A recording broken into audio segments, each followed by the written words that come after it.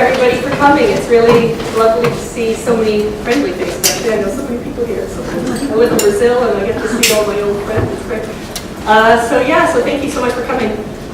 Before I go into who you're going to be hearing from and what they're going to be saying, I thought I'd just give a little bit of a summary as to what TIE is for those of you that might not be as familiar with what we do. In short, TIE basically is a leadership development opportunity with a difference. What we do is we unleash the human potential of the communications industry and make a difference whilst we're at it.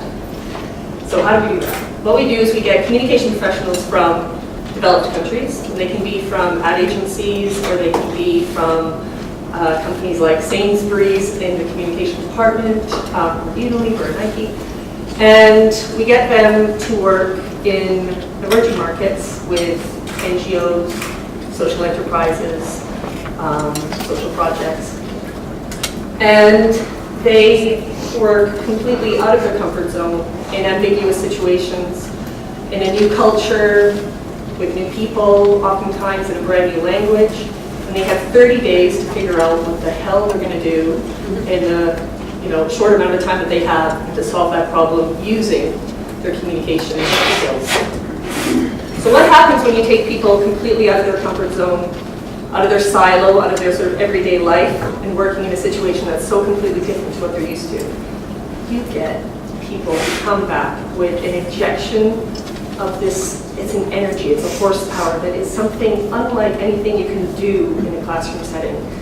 You get people who are confident, so much more confident in their abilities. They get new insights, new ways of thinking, a better appreciation for diversity,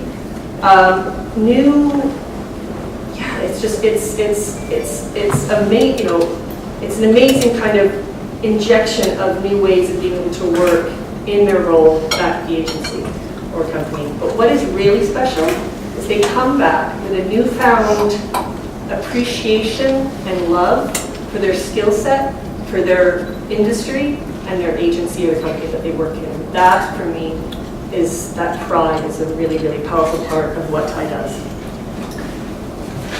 We basically see huge potential in the communications industry and loads of people that work in it.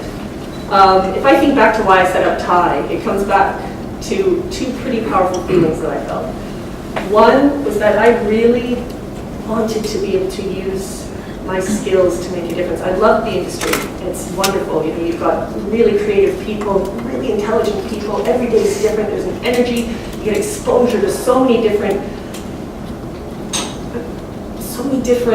insights and cultures and projects, and I love that. But I think one of the fundamental things that I really struggled with was I just didn't have the opportunity to do something with my skills, and that I felt proud of. And I knew that skilled communications was important and it's valuable, but it's also incredibly critical, and it can make a huge difference. And I think that's something that I really, really wanted to have the opportunity to do.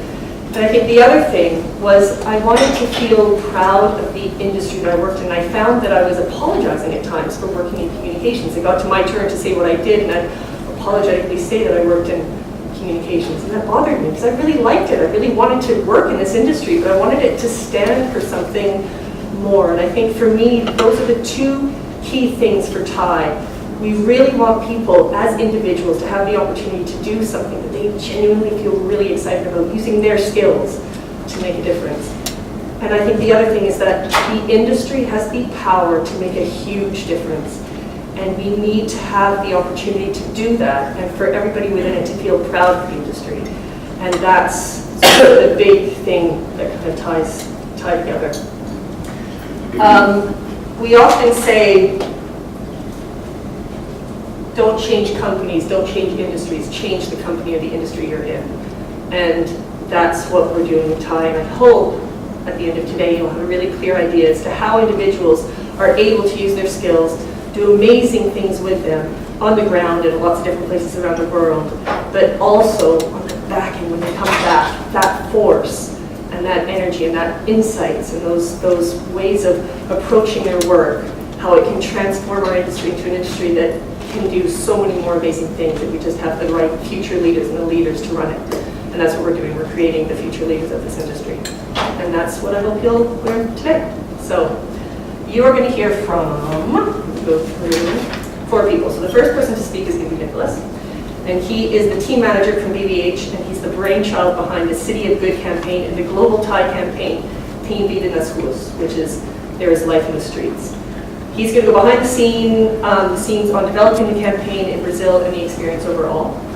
Then we're going to go to Tim Lindsay, who's the CEO of the D&AD, and he's going to talk about the new collaboration with Thai, the revolutionary white pencil that everybody in this room needs to know about, and their vision for the industry. Next, we're going to hear from Alice Cooper, and she's winner of the IPA's Women of the Year Award 2014 and co-founder of Leo Burnett Change.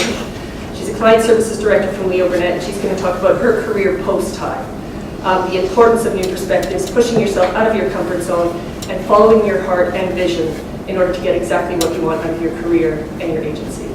And finally, we're going to hear from Sarah Walker. She's the Global Neuroscience Practice Director at Millward Brown, and she's going to share insights that she's gained on Thai related to the World Cup and what is happening in Brazil behind the scenes as the country gears up to the global event.